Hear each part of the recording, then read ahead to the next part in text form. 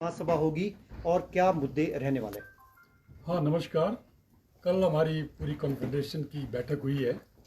उसमें निर्णय लिया गया है कि हम 17 तारीख को फिर से गेट मीटिंग करेंगे।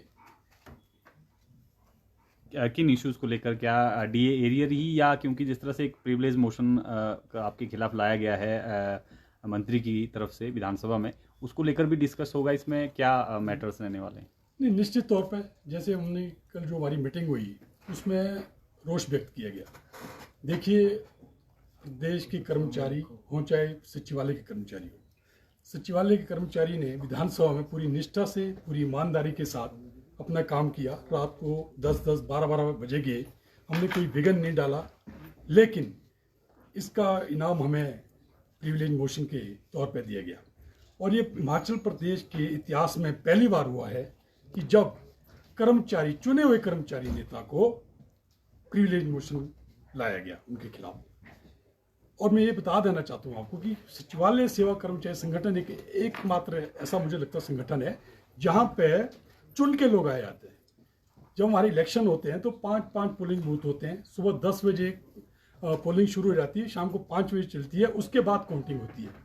जबकि बाकी आप देखते होंगे वहाँ पे तो जैसे एनजीओज का ही होता है, जो भी कंसर्न आती है, सरकार आती है, उसके आदमियों को बना दिया जाता है। लेकिन जो हमारी एसोसिएशन है, जो हमारे सचिवालय की एसोसिएशन है, इनके निष्पक्ष रूप से चुनाव होते हैं और ये लोग चुन के आते हैं। यहाँ तक कि मेंबर जो होता है उसको भी वोट लेके आना पड़ता है। तो ठीक है, प्रिविलेज मोशन आया है, हम कोई डरने वाले तो है नहीं। पर जब हमने किसी से पूछा, चाहे वो रिटायर्ड जजेस हैं, चाहे बड़े बड़े वकील हैं, चाहे रिटायर्ड आईएएस ऑफिसर है, आम आदमी है, कोई भी है, तो सब लोग हैरान है, परेशान है कि भाई प्रिविलेज मोशन ही यार ऐसा क्या कर दिया आप लोगों ने। क्योंकि प्रिविलेज मोशन लाने का मतलब जैसे विधानसभा थी, अगर हम विधानसभा में विघ्न डालते, हाउस में विघ्न डालते, तो प्रिविलेज मोशन लाते तो ठीक था। अगर हम किसी को गाली देते विधानसभा में जाके तो प्रिविलेज मोशन लाते। क्योंकि हमने तो वो भी समय देखा है एक विरोध करने का, हमने पुतले फूके हैं, पुतले फूकते थे मुख्यमंत्री के, गालियां देते थे। एक मुख्यमंत्री थे, पूर्व मुख्यमंत्री थे, तो हमने पुतला फूका। तो जब हम गए वार्ता के लिए तो कहने लगे, यार आपने पुतला फूंक लिया ना मेरा, अब बोलो क्या काम है। एक मुख्यमंत्री थे, माननीय हमारे मुख्यमंत्री, उन्होंने जब हम वार्ता के लिए गए, तुमने खूब गालियां दी, कोई गाली बची तो नहीं देने के लिए, दे देते, लेकिन फिर उन्होंने बात की। इसी तरह पूर्व मुख्यमंत्री हो, मैं भी आपको ताज़ा बताता हूँ, पूर्व मुख्यमंत्री श्री जयराम जी, उनको हमने एक बार गिरफ्तार किया। क्योंकि लोगों ने मेरा गिरफ्तार किया, यहाँ पे कुछ लोग बाहर से आ रहे थे, ट्रिब्यूनल से आ रहे थे, तो लोगों ने मेरा गिरफ्तार कर दिया। मैंने कहा, भाई मेरा गिरफ्तार क्यों कर रहे हो आप, चलो मैं मुख्यमंत्री कर लेते। मुख्यमंत्री आईजीएमसी से आ रहे थे, हमने गेट पे उनका गिरफ्तार कर दिया। मुख्यमंत्री कहने लगे, क्या भाई? मैं कहा, मेरा गिरफ्तार किया, मैंने आपका कर रहा हूँ। कहते बात क्या है? कहते बैठ के बात होती है। मैं कहा चलो फिर बैठते हैं, और मामला सॉल्व हुआ। यही नहीं, पिछली सरकार में 3 मंत्री जो है ओथ ले रहे थे। जब ओथ ले रहे थे, ऊपर ओथ हो रही थी, सचिवालय में नारेबाजी हो रही थी। हमने सचिवालय के दरवाजे बंद कर दिए थे, और उन जो 3 मंत्री बन रहे थे, ओथ लेते, उनको शपथ लेने के बाद मंत्री यहाँ आते हैं, लेकिन उनको विधानसभा पीट ड्रॉप जाना पड़ा था। लेकिन तब भी हमारे ऊपर कोई कार्रवाई नहीं हुई थी। जब हमने अपनी बात रखी, माननीय मुख्यमंत्री, तत्कालीन माननीय मुख्यमंत्री मान गए कि ठीक है यार, दोनों तरफ से कहीं ना कहीं कम्युनिकेशन गैप था, तब भी हमें मेमो तक नहीं आया। आज देखो क्या हो रहा है, पूरे प्रदेश क्या देश भी जानता है कि ये जो सरकार बनी है कर्मचारियों की बदौलत बनी है ना। और आज कर्मचारी पे इतने बड़े बड़े प्रिविलेज मोशन, मेमो, एक हमने गेट मीटिंग की, गेट मीटिंग में आज तक कभी मेमो नहीं आए, हम लोगों को मेमो आ गई। आज क्या कहते, कुछ बात हो गई, किसी ने हमारे खिलाफ बोला, हमने भी उसका जवाब दिया, तो प्रिविलेज मोशन लाया गया।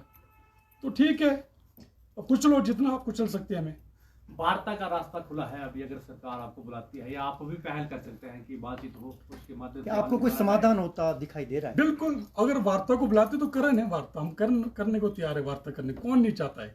क्योंकि किसी भी समस्या का जो समाधान है वो सिर्फ और सिर्फ वार्ता है, संवाद है।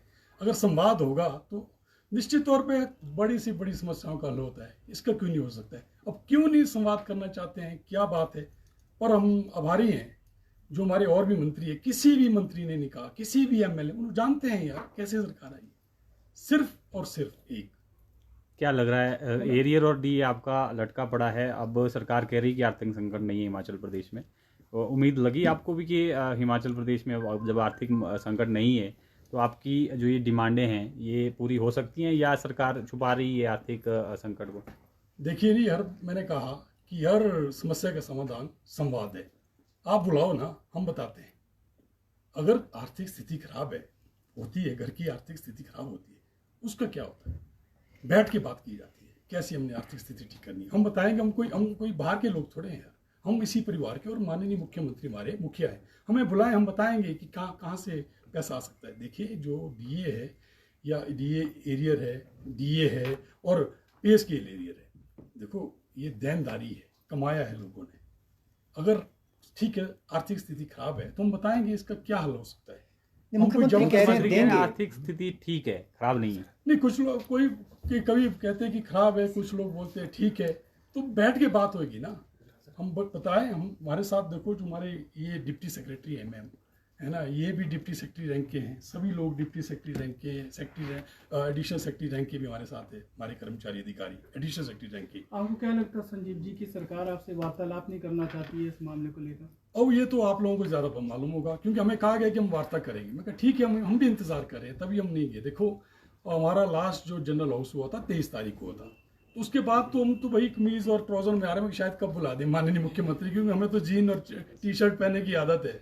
अब हम इसीलिए ट्राउजर और जीन में शायद कहीं मुख्यमंत्री बुला दें वार्ता के लिए, पर अभी तक तो कुछ हुआ नहीं है। वार्ता के लिए तो महासंघ को बुलाया जा रहा है, आंदोलन आप लोग कर रहे हैं, तो कहीं ये ऐसा तो नहीं है कि कहीं इश्यू को डाइवर्ट करने की कोशिश है? देखिए डॉक्टर साहब, महासंघ को बुलाया जा रहा है, अभी तो पता ही नहीं कि कौन है महासंघ, क्योंकि कहीं पता चलता कि वीरेंद्र गुट, कहीं बोलते हैं प्रदीप गुट, कहीं बोलते कोई त्रिलोक गुट है। हम तो चाहते हैं किसी को बुलाओ, किसी को मान्यता दो।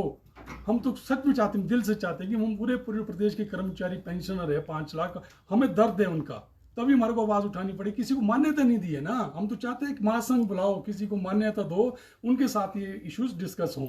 लेकिन अब जब हमारे ऊपर जो मेमो हो गया है, प्रिविलेज मोशन आ गया है, इससे तो पूरे प्रदेश के जो कर्मचारी है, आम कर्मचारी या पेंशनर ही नहीं, आम आदमी आज आहत है कि ये क्या है, आवाज दबाई जा रही है। ऐसा क्या कर दिया भाई हमने? भाई माननीय मुख्यमंत्री मतलब आप मुखिया हैं, बच्चे हैं आपके, अगर कोई गलती है बुलाओ, डांटो, कहाँ गलती हुई है, कहाँ हम जो हमारे से कोई ऐसी गलती हुई है, हमारे को डांटो, आप बुलाओ तो सही ना। पर ये क्या सीधे यार प्रिविलेज मोशन, ऐसा क्या कर दिया भाई हमने? आपकी आवाज को दबाने की कोशिश हो रही सरकार? नहीं, मुझे नहीं, अब मेरी आवाज या हमारी सचिवालय वालों की आवाज नहीं, मैं आपको साफ बता देता हूँ, ये आवाज आज पूरे प्रदेश के कर्मचारियों की और पूरे प्रदेश के पेंशनरों की और जनमानस की आवाज बन चुकी है। मैं सच बता रहा हूँ आपको। आप मेरा मोबाइल देखेंगे ना साहब, आप कुछ डिटेल में पता चलेगा। जब मैं लोगों से मिल रहा हूँ ना, कर्मचारी, पेंशनरी, आम लोग भी बोल रहे हैं गलत हो रहा है, गलत हो रहा है आपके साथ, पर कहते अपनी आवाज को कहते अब धीमा नहीं मत करना। मुख्यमंत्री तो कह रहे हैं कि कर्मचारी हितैषी सरकार, सबसे ज्यादा ओपीएस भी दी और भी ड्यूज और डीए भी मिलेगा, एरियर भी मिलेगा, लेकिन समय लगेगा। ये स्वागत करते हैं, बिल्कुल हितैषी है। देखिए इन्होंने बहुत बड़ा निर्णय लिया, पहली कैबिनेट में निर्णय लिया कि इन्होंने ओपीएस को बहाल किया, बिल्कुल इन्होंने संदेश दिया कि हितैषी है। लेकिन जैसे कि लोग बोले, कुछ लोगों के हाथों में खेल रहे हैं। जो हितैषी थे कर्मचारी के, आज उन्हीं कर्मचारी पे इतने बड़े बड़े वो ले आए, प्रिविलेज मोशन वगैरह ले आए, तो गेट मीटिंग के लिए मेमो देना शुरू कर दिया। तो यहाँ से कुछ संदेह हो रहा है, क्योंकि माननीय मुख्यमंत्री हो सकता है इनका निजी ना हो, ये कुछ लोगों की इसमें आ रहे हो, बहकाव में आ रहे हैं। वैसे मैं ये भी कहता हूँ, पूरा मंत्रिमंडल कोई नहीं बोल रहा है, किसी ने आवाज नहीं उठाई हमारे बगैर, हमारे खिलाफ। अब क्या है अंदर की बात हम तो नहीं समझते, पर हम तो अब देखो लोगों की आवाज उठाई है, हम लोगों के साथ धोखा तो नहीं कर सकते। हमें क्या जरूरत थी सचिवालय वालों को, हम तो अच्छी जगह थे। देखो हमने देखा कि यार आज पूरा प्रदेश का कर्मचारी जो ना हताश है, निराश है, कर्मचारी नहीं पेंशन हताश है, निराश है। एक आपने देखा होगा, सुना होगा, 85 साल के हमारे बुजुर्ग, पिता समान बुजुर्ग, वो जो है 37 डिग्री के टेम्परेचर में अपना हक मांगने के लिए ऊना में बाहर खड़े हुए। हमीरपुर में आपने देखा होगा, मंडी में आपने देखा होगा, हमारे बुजुर्ग पिता समान बुजुर्ग, हमारी माताएं, मतलब ऊपर से बरसात लगी है लेकिन वो अपना हक मांगने लगे। क्या जरूरत पड़ेगी इनको आज ऐसी? संजीव जी, अगला रुख क्या रहेगा अगर आपको सरकार वार्तालाप के लिए नहीं बुलाती है? देखिए हमारा 17 तारीख को फिर से गेट मीटिंग है, वो करेंगे। हम अपना जो भी निर्णय ले रहे हैं हम नहीं ले रहे हैं। हम 5 लोग जो हैं प्रधान है 5 एसोसिएशन के, हम नहीं ले रहे हैं। लोग बोल रहे हैं क्या करना है, जो लोग हमारे जो जनता बोलेगी हम वही कर रहे हैं, हमारा कुछ नहीं है। हम तो एक चीज जानते हैं यार, आप प्रिविलेज मोशन ला रहे ले आओ ना यार, क्या करोगे होगा प्रिविलेज मोशन में, अंदर करोगे ना, वैसे ही अंदर कर दो। क्यों यार विधानसभा वालों का भी टाइम आप खराब कर रहे हो, क्यों इतना सारा टाइम वेस्ट कर दो ना अंदर यार। पर यार ऐसा तो मत करो, पर बात तो करो ना। ठीक है।